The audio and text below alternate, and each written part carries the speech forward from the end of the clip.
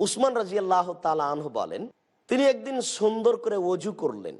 তিনি বলছেন যে আল্লাহ রাসূল সুন্দর করে ওযু করলেন। তারপরে তিনি বললেন, মান তাওয়াজ্জা বিওযুই হাজা, কেউ যদি এইভাবে সুন্দর করে ওযু করে, ওয়া সাল্লা রাকাতান, 2 রাকাত সালাত আদায় করে, ওয়ালাম ইউহাদ্দিস ফিহিমা, তাতে যদি মনে মনে কথা না বলে তাহলে সে জান্নাতে যাবে। সম্মানিত দর্শক মণ্ডলী, সুন্দর করে ওযু করে 2 রাকাত সালাত আদায় করলে জান্নাত পাওয়া যাবে, এ হাদিসে বোঝা যাচ্ছে। তো এটা তো সহজ, যে কোনো সময় আমরা সুন্দর করে ওযু করে 2 রাকাত সালাত আদায় করতে পারি, যদি সময় নিষিদ্ধ না হয়। তবে এখানে একটা কথা আল্লাহ রাসূল বলেছেন যে মনে মনে কিছু বলল না। দেখুন, আবু হুরায়রা রাদিয়াল্লাহু তাআলা আনহু এই কথাটাই বলছেন।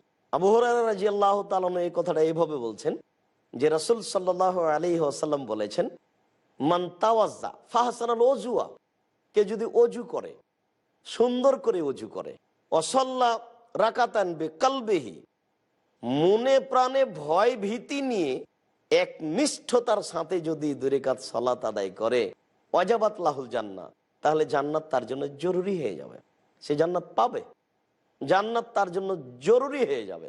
সম্মানিত দর্শক মণ্ডলী, যদি সুন্দর করে ওযু করে আল্লাহকে সন্তুষ্ট করার জন্য 2 রাকাত সালাত আদায় করি, তাহলে এর বিনিময় জান্নাত, এ দ্বারা আমরা জান্নাত পাবো ইনশাআল্লাহ।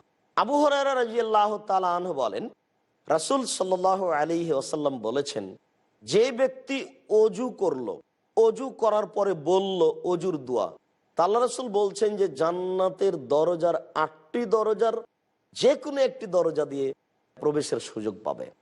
জান্নাতের 8টি দরজার যে কোনো একটা দরজা দিয়ে প্রবেশের সুযোগ পাবে।